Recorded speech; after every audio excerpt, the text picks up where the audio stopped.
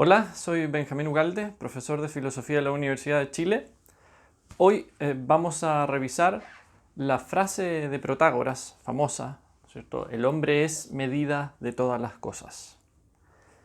¿Qué quiere decir Protágoras con esta frase? Eso es lo que quiero que revisemos rápidamente, pero es muy difícil comenzar sin hacer un recuento brevemente de quién es Protágoras, ¿no? Protágoras es un pensador usualmente catalogado como sofista, que vivió en el pleno siglo V, es un poco mayor que Sócrates, nace alrededor del 480 y muere alrededor del 410 a.C.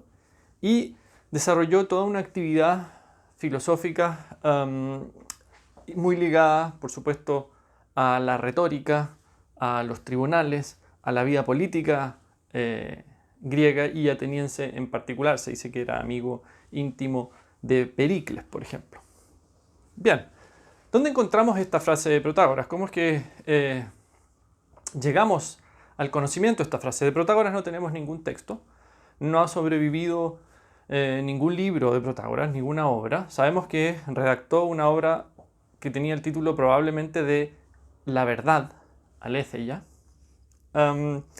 pero tenemos referencias solamente de terceros autores, fundamentalmente de Platón y Aristóteles. Para encontrar la frase el hombre es medida de todas las cosas, tenemos que ir a los textos de Platón. Me refiero en particular al diálogo Teeteto. El diálogo Teeteto de Platón es en donde se discute, sin ninguna duda, con mayor profundidad y en extenso la frase de Protágoras.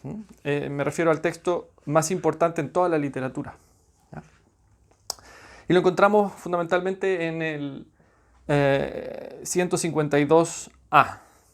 Ahí encontramos en el Teeteto de Platón la frase específicamente de Protágoras.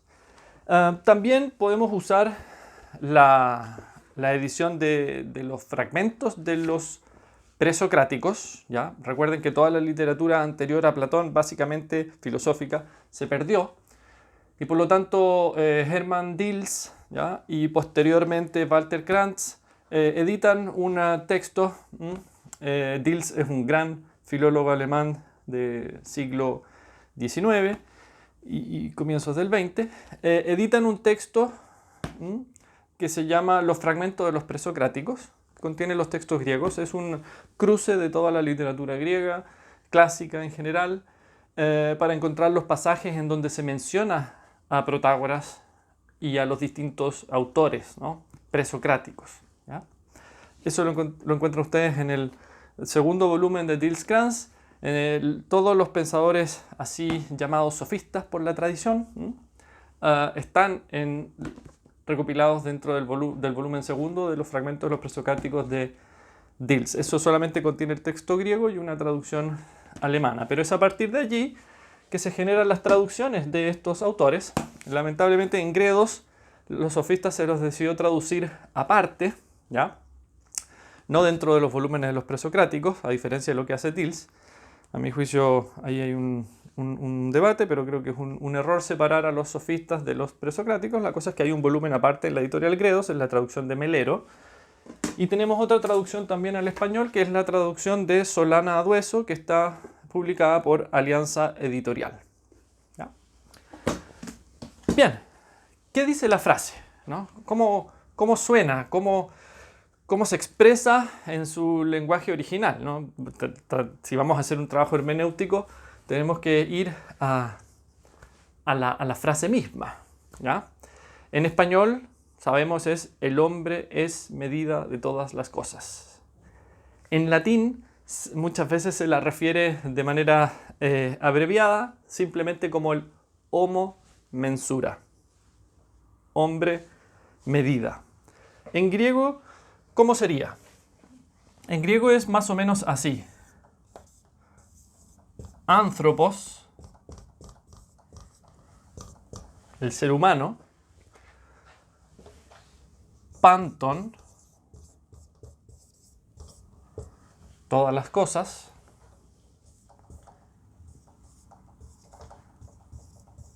Grematon, las cosas propiamente tal, todas las cosas, metron, medida, ¿no?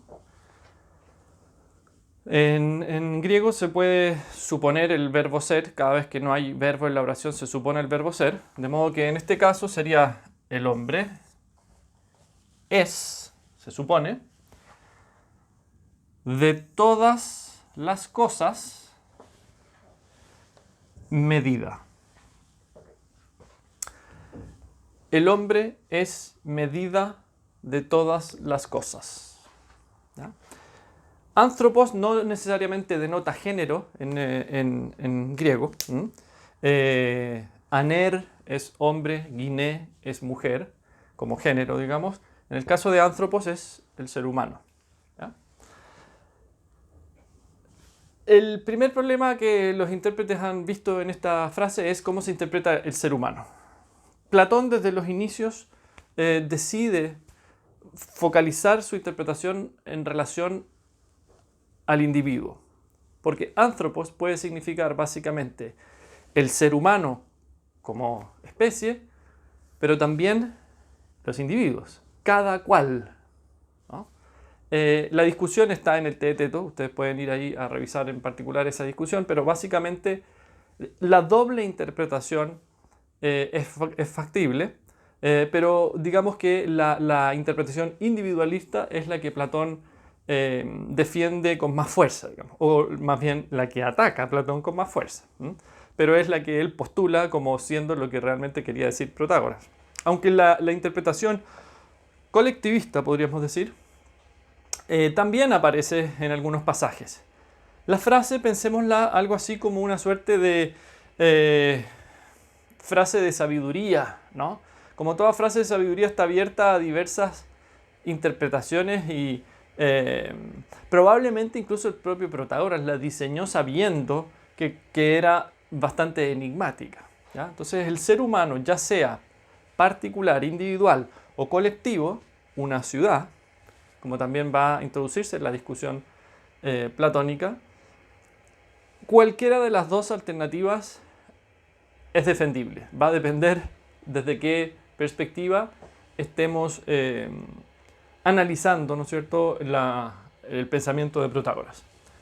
La segunda parte dice panton grematon, ¿no? Es decir, todas las cosas, ¿ya? Pan, todo, panton ahí simplemente está en genitivo plural, y grematon, grema, la grémata, son las cosas que poseemos, que podemos poseer, son las cosas que están a la mano, como va a decir después Heidegger. Porque el grema está relacionado con la palabra heir, que significa mano en griego, ¿ya? Por lo tanto, las cosas, en la frase se está especificando que se trata de todas las cosas que están a nuestro alcance, ¿ya? Todas las cosas que están a nuestro alcance son medidas por nosotros, ¿ya? Por cada uno de nosotros, pero también colectivamente, por una polis, por ejemplo. Ese sería el sentido colectivo, ¿no? El propio Platón, como les decía hace un minuto, va a jugar con esta doble lectura. Por una parte, la individualista, cada cual percibe las cosas de una cierta manera y por lo tanto eso significa que son para cada cual de una determinada forma, pero también una polis puede decir y determinar qué es lo justo, por ejemplo. Por eso distintas polis tienen distintas formas de justicia. Ese era como ustedes sabrán, un problema muy potente en la discusión de la filosofía política clásica, ¿no? Porque la justicia es distinta en las distintas polis, ¿ya? Y es un problema que le preocupa mucho a Platón. Por lo tanto, el ser humano determina, ¿no es cierto? Y ahí entramos en la última palabra de la frase, determina el ser de las cosas, ¿no?, que lo rodean. Y llegamos de esa manera a la palabra metron, determina, el medir, ¿no? Determinar, medir. Percibir, va a decir también Platón, eso significa la percepción, ¿no? No sabemos cuán exacta es la interpretación de Platón, no estamos completamente ciertos de que sea la visión que tenía realmente Protágoras, sino que es la interpretación que Platón hace de Protágoras y de esta frase en particular. La palabra medida es muy importante porque es una palabra que tiene un contenido filosófico muy potente desde los inicios de la cultura griega. La medida significa también la mesura, que es un valor ético muy importante para los griegos, ¿no? Tener mesura, ser comedido, ¿ya? Por lo tanto, que el ser humano sea medida también nos explica que el ser humano mide las cosas que le rodean a través de su percepción, pero también los juicios de valor son medidos por el ser humano. El ser humano es medida, ¿no? Es juicio permanente a través de su percepción, pero también a través de su intelecto, ¿ya?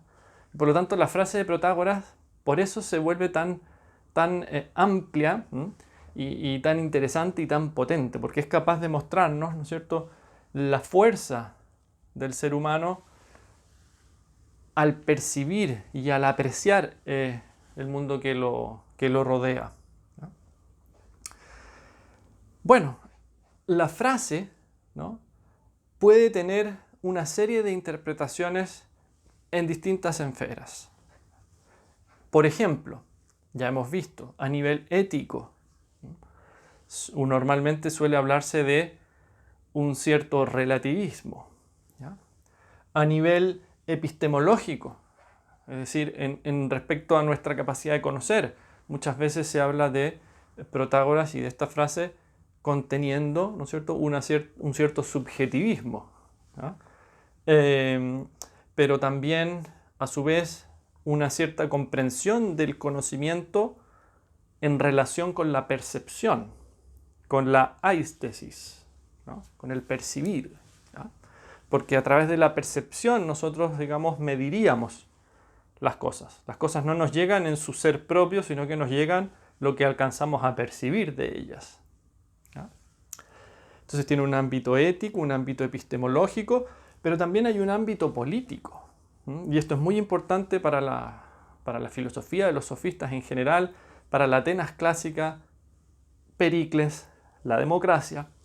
Protágoras, se piensa, fue uno de los primeros pensadores que defendió el sistema democrático, ¿ya? Y justamente por la filosofía que se encuentra detrás de esta frase, por su doctrina, ¿no? Porque el ser humano también sería capaz de medir y de expresar esta medida en equivalencia con todos los otros. Y eso, qué mejor forma de expresarlo políticamente que a través del voto y el voto democrático, ¿no? Por lo tanto, si ustedes ven, la frase de Protágoras resultó paradigmática para una cierta época, ¿no? Además, esta época es una época que pone su énfasis, ¿no?, en el ser humano, ¿ya?, en la condición del ser humano en el mundo, ¿no? Y por lo tanto, el señalar el ser humano es medida de todas las cosas realmente tuvo que haber sido un pensamiento muy revolucionario en esta época. Y justamente tal vez por eso Platón lo tomó, no pudo evadirlo y tuvo que explicarlo, desarrollarlo y atacarlo muy fuertemente en sus obras, en particular en el Teeteto, pero también en muchos otros diálogos se refiere a Protágoras, o muchas veces también de manera tácita, ataca la doctrina del homo mensura y ataca, digamos, todas las implicancias que éste tiene a nivel ético, epistemológico y político, ¿no? E incluso, es más, tal vez la base de todo esto es la implicancia ontológica que pueda tener la frase. ¿Cuál es la implicancia ontológica de la frase? Es la que está en la continuación de esta sentencia. Porque la frase de Protágoras tiene dos partes. Esta es la primera, la más conocida, pero la segunda parte de la sentencia dice: de las que son en tanto que son y de las que no son en tanto que no son. Es decir, el hombre es medida de las cosas, de todas las cosas, en tanto que son y en tanto que no son. En ese aspecto ontológico, ¿ya? Es decir, el relativo al ser, a la existencia y a la esencia de las cosas, Platón dice: el ser humano, ya sea colectiva o individualmente, no puede ser la medida. La medida, de alguna manera, viene dada ya por la divinidad, por lo divino, por las ideas, ¿ya? Por las esencias, va a decir después Aristóteles, por el conocimiento en ese sentido, pero no puede ser el ser humano el que mida y el que determine la existencia y la esencia de las cosas. Es decir, no podemos ser nosotros los que determinemos si una cosa existe o no, ni tampoco cómo esa cosa es decir, su esencia, su forma de ser. Esta es la gran batalla de Platón con los sofistas. Y este es el gran problema de la filosofía clásica. La ontología. ¿Qué pasa con las cosas que son? ¿Son por sí mismas algo determinado? ¿No? Καθ' decía Platón. ¿Son algo por sí mismo? ¿O son siempre algo en relación a un tercero, en relación a un ser humano que percibe? Hoy no vamos a resolver ese problema. Nosotros no estamos en este video llamados a solucionar eso, más bien a plantear el problema. Este problema va a quedar planteado y esbozado en la filosofía clásica de esta manera y va a tener repercusiones a lo largo de toda la historia de la filosofía y hasta el día de hoy. Por lo tanto, más que decir si Platón o Protágoras estaban en lo cierto, lo interesante es ver que ya se prefigura en Protágoras los grandes problemas de la filosofía. Y por eso, a mi juicio y al juicio de muchos otros intérpretes, no es posible excluir a los sofistas de la historia de la filosofía y del pensamiento filosófico en general. Los sofistas, y en particular Protágoras, son filósofos que responden a una época contra los cuales Platón, ¿no es cierto?, combatió, pero al mismo tiempo sobre los cuales Platón desarrolló su propio pensamiento. Y en ese sentido son absolutamente decisivos, ¿no es cierto?, en la historia del pensamiento occidental. Bien, con esto llegamos al fin de la explicación de la frase de Protágoras. Espero que hayan podido meterse un poquito más en la lectura de esta frase y que les haya servido como un apoyo para sus propias lecturas, ¿no es cierto?, de los textos sofísticos y de Protágoras en particular. Si les gustó este contenido y si les interesa recibir más, no olviden suscribirse al canal y nos estamos viendo en un próximo video.